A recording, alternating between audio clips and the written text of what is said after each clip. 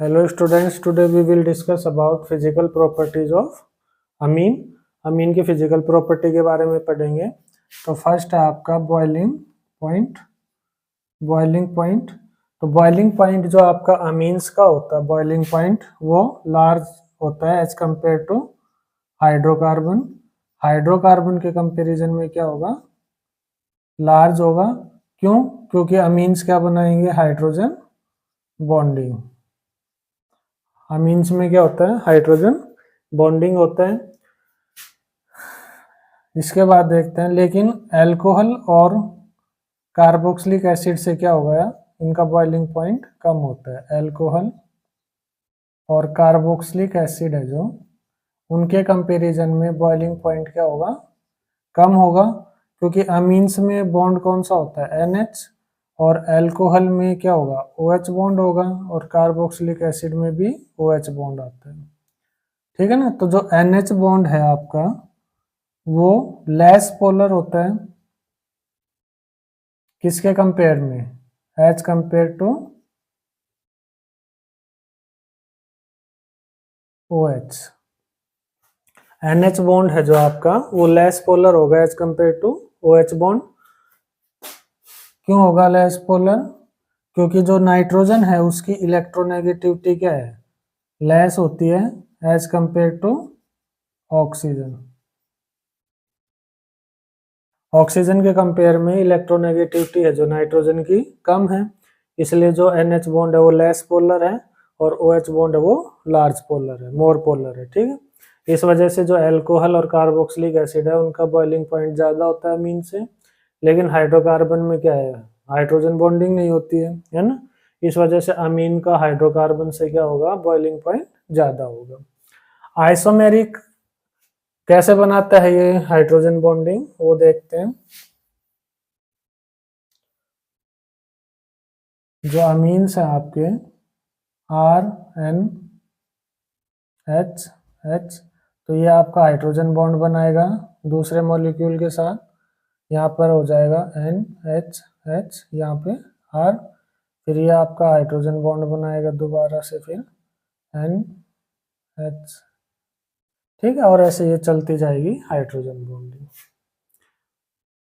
इसको यदि इधर भी दिखाना चाहो तो आप इसको यहाँ से ऐसे दिखा सकते हो। ये इसमें नाइट्रोजन है जो, ये हाइड्रोजन बॉन्डिंग बनाएगा इस तरह से। ठीक है। तो यहाँ से आपका हाइड्रोजन बॉन्डिंग बन सकता है RNH।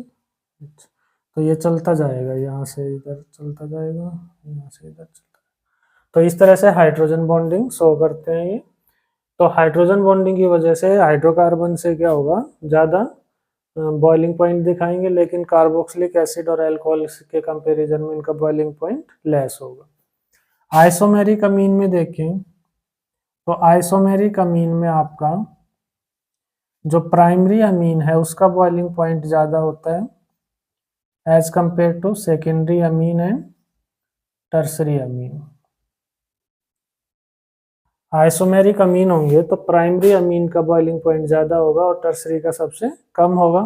क्यों होगा ज़्यादा? क्योंकि प्राइमरी अमीन में देखिए दो हाइड्रोजन होते हैं, RNH2, तो यहाँ पर हाइड्रोजन बॉन्डिंग ज़्यादा होगी। सेकेंडरी अमीन में क्या होता है, एक हाइड्रोजन होता है नाइट्रोजन के ऊपर, तो यहाँ पर एक हाइड्रोजन बॉन्डिंग शो कर सकता है। और टर्सरी अमीन में आपका क्या होगा, कोई भी यहाँ पर हाइड्रोजन नहीं होता है, तो यहाँ पर कोई हाइड्रोजन बॉन्डिंग नहीं शो करता है। इस वजह से प्राइमरी अमीन का बॉइलिंग पॉइंट है जो सेकेंडरी से ज़्यादा होता है और सेकेंडरी का टर्सरी से, ड्यू टू लार्ज या एक्सटेंसिव हाइड्रोजन बॉन्डिंग। जैसे एग्जांपल देखें यहाँ पर CH3 CH2 CH2 CH2 NH2। ठीक है। ये 4 कार्बन का अमीन लिया हमने। अब इसका सेकेंडरी अमीन बनाएंगे तो क्या बनेगा, यहाँ पर CH3 CH2, यहाँ पर N CH2 CH3, ये आपका सेकेंडरी अमीन हो गया। ठीक है। यहाँ पर एक हाइड्रोजन आ जाएगा, ये सेकेंडरी अमीन हो गया। ठीक है। टर्सरी अमीन क्या हो सकता है, CH3, यहाँ पर N CH2 CH3 और एक CH3 और लगा दो। आइसोमर समझते हो ना, जो क्या हो, मॉलिक्यूलर फार्मूला सेम हो लेकिन स्ट्रक्चर है जो उसमें डिफरेंट होती है। तो इन सबका मॉलिक्यूलर फार्मूला सेम है लेकिन स्ट्रक्चर क्या है, डिफरेंट है। तो ये इसके स्ट्रक्चरल आइसोमर है। ये प्राइमरी है, ये सेकेंडरी और ये टर्सरी है। तो यहाँ पर देखिए इसके साथ हाइड्रोजन बॉन्डिंग कर सकता है, एक हाइड्रोजन है, यहाँ पर दो हाइड्रोजन है तो इसके साथ हाइड्रोजन बॉन्डिंग होगा और यहाँ पर कोई हाइड्रोजन नहीं है। तो आइसोमेरिक अमीन में प्राइमरी अमीन है जो उसका बॉइलिंग पॉइंट ज्यादा होगा सबसे और टर्सरी का सबसे कम, क्योंकि इसमें हाइड्रोजन बॉन्डिंग है ही नहीं। इसके बाद देखते हैं सॉल्युबिलिटी।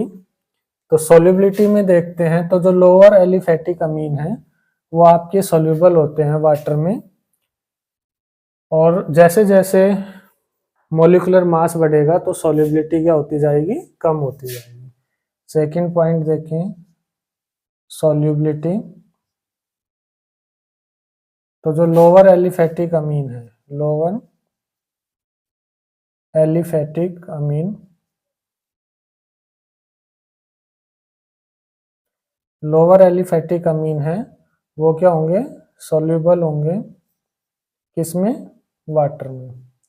क्यों होंगे सॉल्युबल वाटर में, ड्यू टू हाइड्रोजन बॉन्डिंग।